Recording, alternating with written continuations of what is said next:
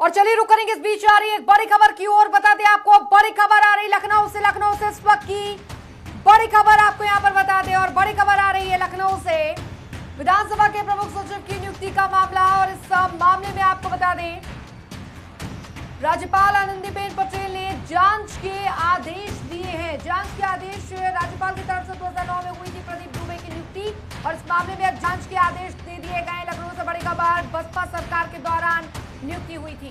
तो बेहद बड़ी और अहम जानकारी आपको दे रहे हैं इस वक्त भी। लखनऊ से, राजधानी लखनऊ से राजभवन में नियुक्ति को लेकर सवाल उठे।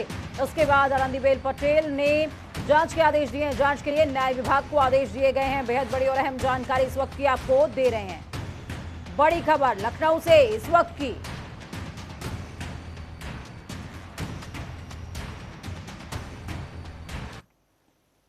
तो चलिए खबरों में आगे बढ़ते हुए आपको बताएं कि भारतीय जनता पार्टी के 5 ब्रांड स्टार प्रचारक योगी आदित्यनाथ तमिलनाडु और केरल के 2 दिवसीय चुनावी प्रवास पर बुधवार सुबह रवाना हो गए हैं।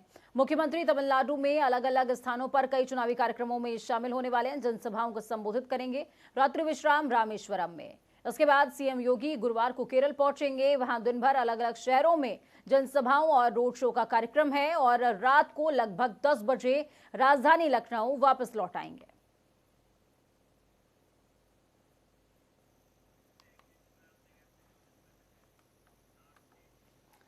तो जाहिर तौर पर अब बात करेंगे हम कोरोना की, क्योंकि कोरोना का ग्राफ उत्तर प्रदेश में भी लगातार बढ़ रहा है। तो संक्रमित मरीजों की जो संख्या लगातार बढ़ रही है, मार्च में 8 दिन नए मामलों की संख्या बढ़ने का सिलसिला जारी है।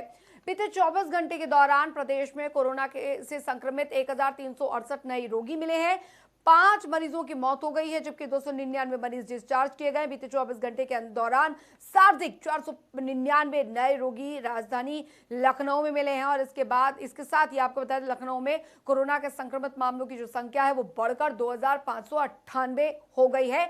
ये लखनऊ का हाल हम आपको बता रहे हैं। हालांकि पूरे उत्तर प्रदेश में कोरोना के जो नए मामले हैं वो भी लगातार बढ़ रहे हैं।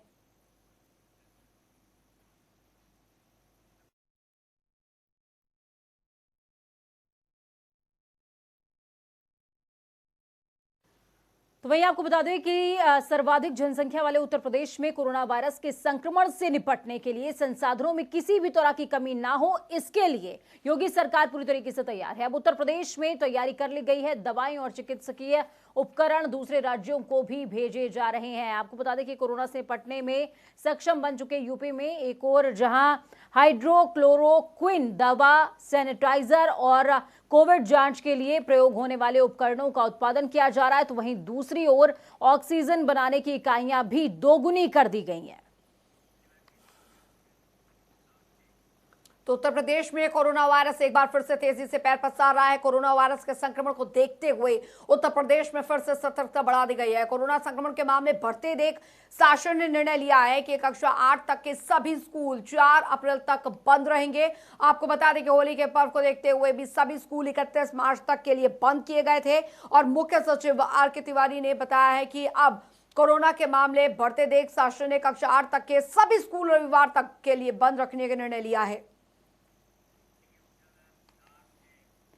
तो वहीं कोरोना वायरस के संकट से निपटने की जद्दोजहद के बीच वैक्सीनेशन की प्रक्रिया भी जारी होगी। अब 1 अप्रैल से 45 साल से अधिक उम्र के जितने भी लोग हैं, 45 या फिर 45 साल से ज्यादा, वो अपना वैक्सीनेशन करवा सकते हैं। केंद्रीय स्वास्थ्य मंत्रालय ने बताया है कि 1 अप्रैल 2021 से 45 साल से ज्यादा आयु के सभी लोग कोरोना का टीका लगवा सकेंगे। इससे पहले कोरोना वॉरियर्स, फ्रंटलाइन वर्कर्स, बुजुर्ग और गंभीर बीमारियों से पीड़ित 45 साल से ज्यादा वाले लोगों का टीकाकरण हुआ था, लेकिन अब गुरुवार को 45 साल और उससे अधिक उम्र वाले कोई भी व्यक्ति जो है वो अपना वैक्सीनेशन करवा सकते हैं। उत्तर प्रदेश के मुखिया योगी आदित्यनाथ आगामी 1 अप्रैल को सिविल हॉस्पिटल में वैक्सीनेशन की पहली डोज ले सकते हैं, वैक्सीनेशन अपना करवा सकते हैं।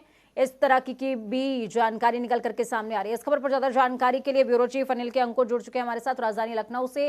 अनिल जी, जिस तरीके से कोरोना बेलगाम होता जा रहा है, इससे निपटने के लिए तमाम तरह के संसाधन तो जुटाए जा रहे हैं, लेकिन सबसे बड़ा और अहम सवाल ये कि लोगों को कैसे समझाएंगे कि मुंह पर मास्क रखना है। देखिए अंजलि, आप बिल्कुल सही कह रहे हैं। सबसे बड़ी बात तो ये है कि किस तरीके से लोगों को समझाया जाए, इसके लिए जागरूकता अभियान चलाए जा रहे हैं।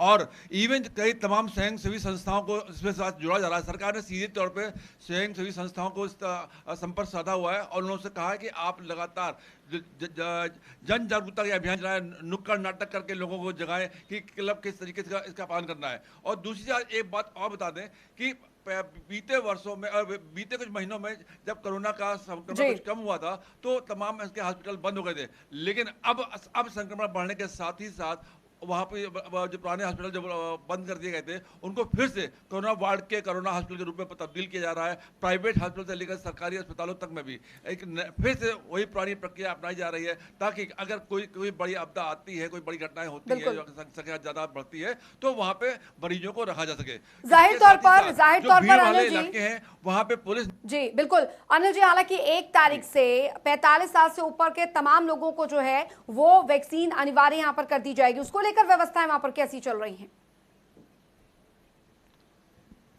देखिए, जितने भी सरकारी हॉस्पिटल है मैक्सिमम ये जितने भी प्रक्रिया सरकारी हॉस्पिटल में बहुत आसानी से उपलब्ध कराई जा रही है। और जो 45 साल से ऊपर के लोग हैं उनके पंजीकरण की व्यवस्था है और पंजीकरण कराने के साथ ही साथ वहाँ पे एक बढ़िया हॉल बनाया गया है जहाँ पे लोगों को वेटिंग रूम है जहाँ लोग बैठेंगे और फिर धीमे धीमे बारी बारी से लोगों को बुलाया जाएगा। और उसके ठीक बगल में एक कक्ष और होता है जिसमें वैक्सीनेशन लगाने के बाद आधे घंटे तक लोगों को रोका जाता है ताकि उनके ऊपर कोई साइड इफेक्ट हो रहा है नहीं हो रहा है। अगर आधे घंटे तक कोई साइड इफेक्ट नहीं दिखता है तो उनको अनिल जी 1 तारीख से बहुत बड़ा महत्वाकांक्षी अभियान शुरू हो रहा है सरकार की तरफ से, ये केंद्र सरकार का प्लान है हालांकि, लेकिन योगी सरकार की तरफ से इसमें इनपुट ये दिया गया है, ये कहा जा रहा है कि सरकारी जॉब वाले लोग हों या फिर प्राइवेट सेक्टर में जॉब करने वाले लोग हों, सभी को वैक्सीनेशन के लिए बकायदा छुट्टी मुहैया कराई जाएगी।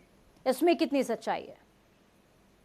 जी नहीं, मुख्यमंत्री ने इस बात में आदेश जारी कर दिए। कल देर रात में इस बात के संदर्भ में आदेश जारी हुआ है कि अगर सरकारी व्यवस्था में आदमी है और ये निजी भी कर्मचारी है और वो वैक्सीनेशन कराता है तो उसको 1 दिन का अवकाश दिया जाएगा ताकि वो आराम कर सके और उसका परीक्षण किया देख सके कि उसके कोई साइड इफेक्ट नहीं हो रहे हैं। इसलिए ये व्यवस्था की गई है और इस व्यवस्था के चलते लोगों में प्रोत्साहित भी होंगे ताकि ये वैक्सीनेशन कराएं और उसका लाभ उठाएं।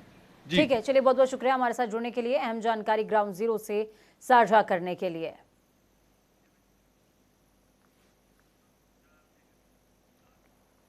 तो वहीं आपको बता दें कि राज्य निर्वाचन आयोग ने फैसला किया है कि पंचायत चुनावों के बाद नगरीय निकायों के रिक्त पदों के चुनाव करवाए जाएं। आयोग ने रिक्त पदों के उपचुनावों की अधिसूचना जारी कर दी है। आपको बता दें कि नामांकन पत्र 31 मार्च से 6 अप्रैल तक भरे जाएंगे और मतदान 4 मई को होंगे।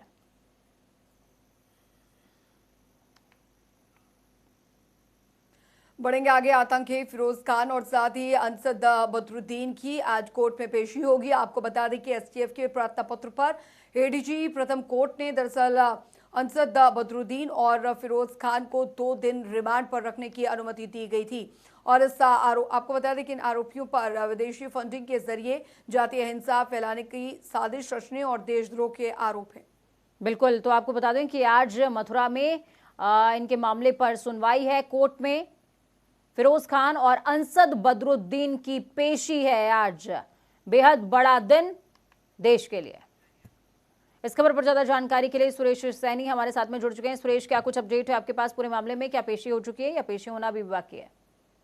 जी अंजलि, मैं आपको बता दूं आज दोपहर के बाद इनकी पेशी होगी। जिस तरह से इन पे जो है जातीय हिंसा भड़काने का आरोप था और उसके साथ ही विदेशी फंडिंग का आरोप था।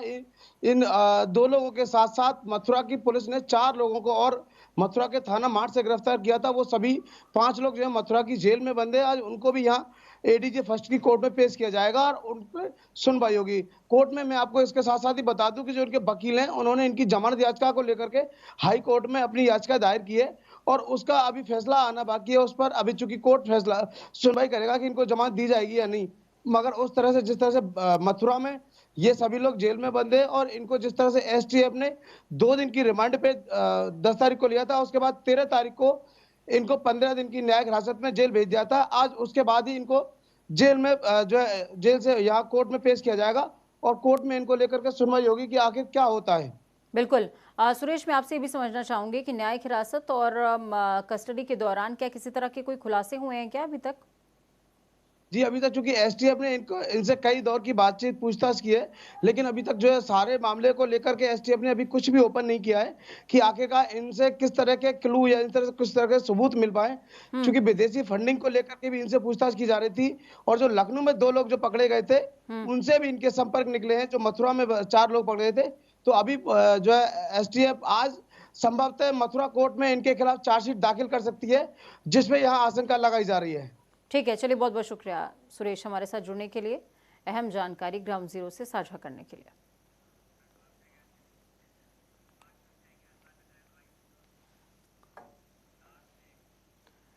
तो आपको बता दें कि गांव की सरकार की बात हो रही है। जी हां, गांव की सरकार यानी कि पंचायत चुनावों का जिक्र अब आपके सामने करेंगे। उत्तर प्रदेश में साल 2022 में होने वाले विधानसभा चुनावों से पहले पंचायत चुनावों को सत्ता के सेमीफाइनल की तरह देखा जा रहा है। पंचायत चुनाव की अधिसूचना जारी होने के साथ ही भारतीय जनता पार्टी ने कार्य योजना पर अमल तेज कर दिया है। पंचायतों में विजय लक्ष्य पूरा होने का दावा करते हुए प्रदेश अध्यक्ष स्वतंत्र देव सिंह का साफ तौर पर कहना है कि अंत्योदय संकल्प पूरा करने के लिए चुनाव लड़ा जा रहा है।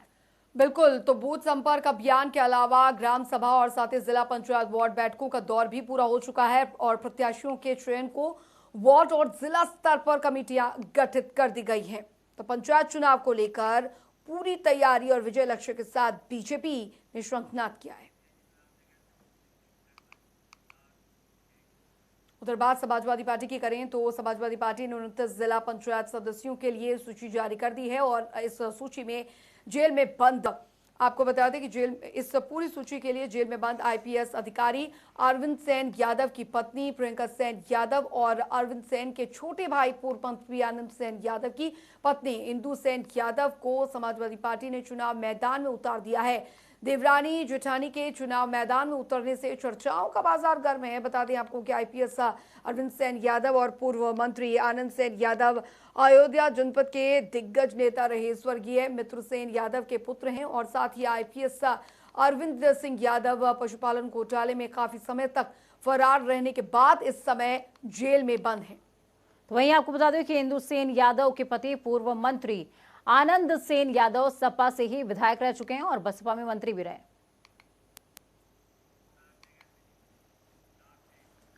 तो वहीं उत्तर प्रदेश में अगले साल 2022 में विधानसभा चुनाव होने वाले हैं। इससे पहले कांग्रेस यूपी में अपनी स्थिति को मजबूत करने के कवायद में जुटी हुई है। इसी क्रम में कांग्रेस पार्टी ने अपने संगठन का विस्तार किया, जिसमें जातीय समीकरणों को ध्यान में रखते हुए 3 नए उपाध्यक्ष, 13 नए महासचिव और 53 सचिव बनाए गए हैं। पार्टी यूपी के 75 जिलों को कवर करना चाह रही है, जिसके लिए अब कार्यकर्ताओं को संगठन में पद दिए जा रहे हैं। कांग्रेस का शीर्ष नेतृत्व मानता है कि जब पार्टी में पदाधिकारियों की संख्या बढ़ेगी तो बूथ स्तर पर पार्टी की पहुंच भी सशक्त होगी, मजबूत होगी।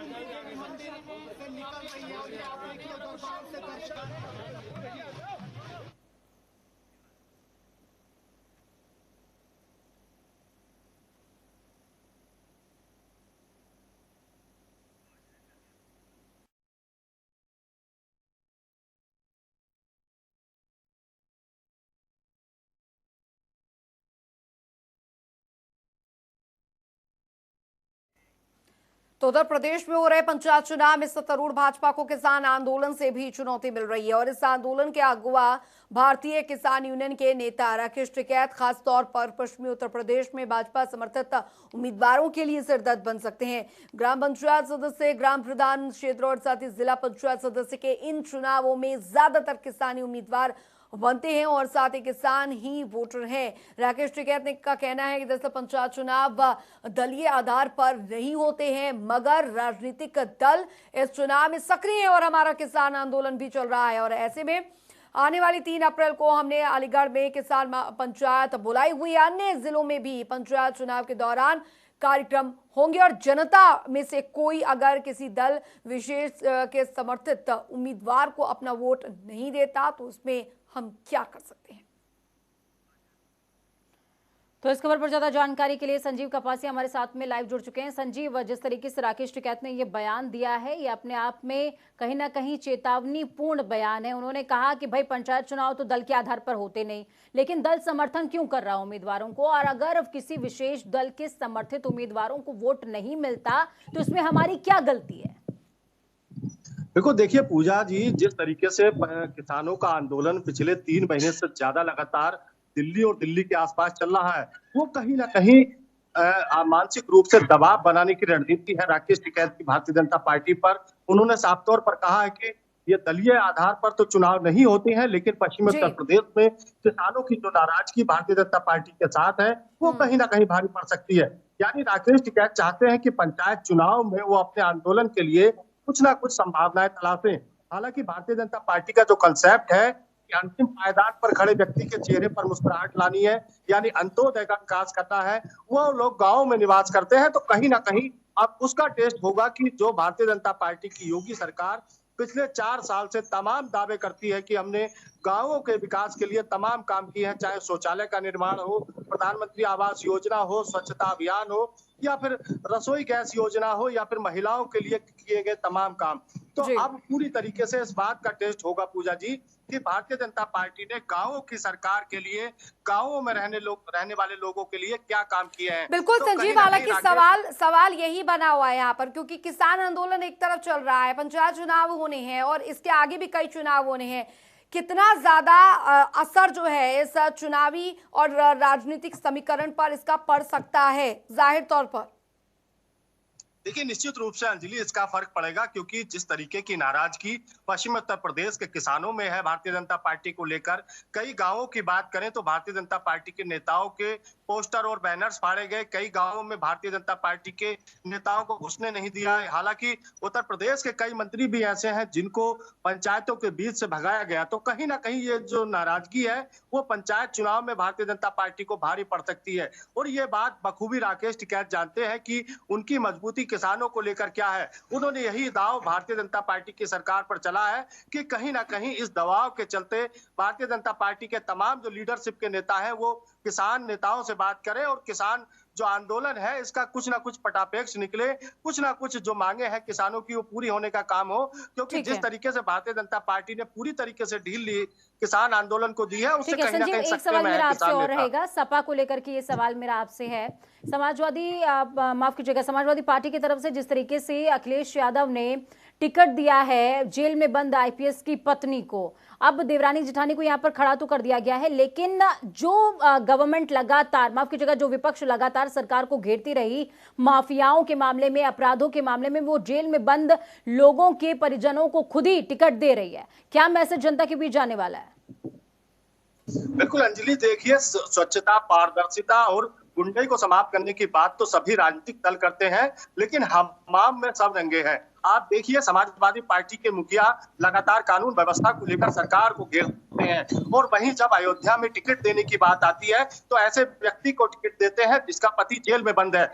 यानी कि दागी लोगों को टिकट देने में समाजवादी पार्टी भी कहीं पीछे नहीं है। तो ऐसे में जरूर राजनीतिक दलों को सोचना होगा कि एक दूसरे के ऊपर आरोप प्रत्यारोप न लगाकर अपनी पार्टी में अच्छे और स्वच्छ लोगों को टिकट दें, ताकि जो राजनीति में मैसेज है वो अच्छा जाने का काम हो। ठीक है, चलिए, बहुत बहुत शुक्रिया संजीव हमारे साथ जुड़ने के लिए, अहम जानकारी साझा करने के लिए। बिल्कुल, एक बड़ी खबर आ रही है इस बीच, उसका रुख यहाँ पर कर लेते हैं। बड़ी खबर, बड़ी जानकारी आपको बता दें, लखनऊ से आ रही है। लखनऊ से इस वक्त की बड़ी खबर आपको यहाँ पर बता दें, लखनऊ से आ रही है, और वो ये कि पीओटीए लगाने वाले डिप्टी एसपी को मिला न्याय। जी हाँ, बता दें आपको, ये बड़ी खबर आ रही है। मुख्तार पर एलएमजी केस में लगा था पीओटीए।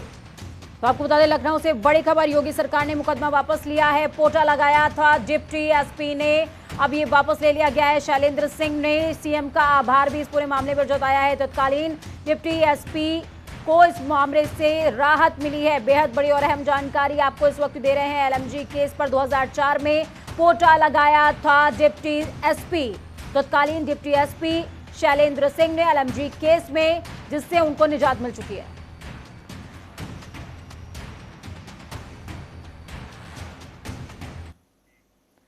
तो तो वहीं आपको बता दें कि सुप्रीम कोर्ट के आदेश के बाद माफिया डॉन मुख्तार अंसारी को वापस यूपी लाने की तैयारी शुरू हो गई है। मुख्तार फिलहाल पंजाब की रोपड़ जेल में बंद है। पंजाब से यूपी लाने के लिए पुलिस की स्पेशल टीम जाएगी। माफिया डॉन को वापस यूपी लाने के लिए पुलिस, एसटीएफ और कई एजेंसियों ने कमर कस ली है। खबरों के अनुसार इस मामले को लेकर के एक हाई लेवल बैठक भी हुई है, जिसमें यूपी लाने के रूट पर चर्चा आगे तय होगी। तो बेहद बड़ी खबर आपको बता रहे हैं। इस खबर पर ज्यादा जानकारी के लिए फोन लाइन पर हमारे संवाददाता अनूप हमारे साथ में जुड़ चुके हैं। अनूप, क्या कुछ अपडेट है आपके पास पूरे मामले में? कब तक ये हाई लेवल मीटिंग हो सकती है? और रूट की बात लगातार हो रही है, क्योंकि मुख्तार अंसारी ने यह आशंका भी जताई थी कि एनकाउंटर हो सकता है। देखिए पूजा, लगातार जिस तरीके से दोनों सरकार, पंजाब सरकार और उत्तर प्रदेश सरकार आमने सामने हो गई थी मुख्तार अंसारी को लेकर, अब वो दिन आ चुका है कि यानी जल्द से जल्द एसटीएफ मुख्तार अंसारी को पंजाब जेल से, रुपड़िया जेल से उत्तर प्रदेश लाएगी। लेकिन उसके पीछे एक बहुत बड़ा रैकेट जिस तरीके से यहाँ उत्तर प्रदेश में चला, जब मुख्तार अंसारी नैनी जेल से पंजाब जा रहे थे, तो हमने देखा था कि उनके काफिला जो बहुत लंबा चौड़ा था, यानी जो पूर्वांचल का माफिया डॉन मुख्तार अंसारी है, उसके पीछे जो बहुत सारी जो उसके गुर्गे हैं, बहुत सारे उसके पीछे जो बदमाश हैं, वो उसके साथ लगे रहते हैं। तो कहीं न कहीं उनके सामने चुनौती, इसलिए वो मीटिंग, हाई लेवल मीटिंग लगातार चल रही, किस तरीके से सड़क मार्ग से लाया जाए या वायु मार्ग से लाया जाए। सबसे महत्वपूर्ण बात यह है पूजा की जिस तरीके से मुख्तार से ज्यादा मुकदमे उत्तर प्रदेश में चल रहे थे, लेकिन अब आज की डेट में अगर देखा जाए तो सिर्फ 10 मुकदमे रह गए हैं। तो यानी वो करीब 30 मुकदमों में बरी डूब चुका है। चाहे कृष्णानंद राय की बात करें, बीजेपी विधायक जिसमें मर्डर हुआ था, उसमें मुख्तार अंसारी का हाथ था। चाहे लखनऊ की जेलर आर.के. तिवारी की बात करें, उसमें मुख्तार अंसारी का नाम था। और चाहे बीएसपी के जो नेता थे, उनका नंद किशोर के मामले में भी उनका नाम था।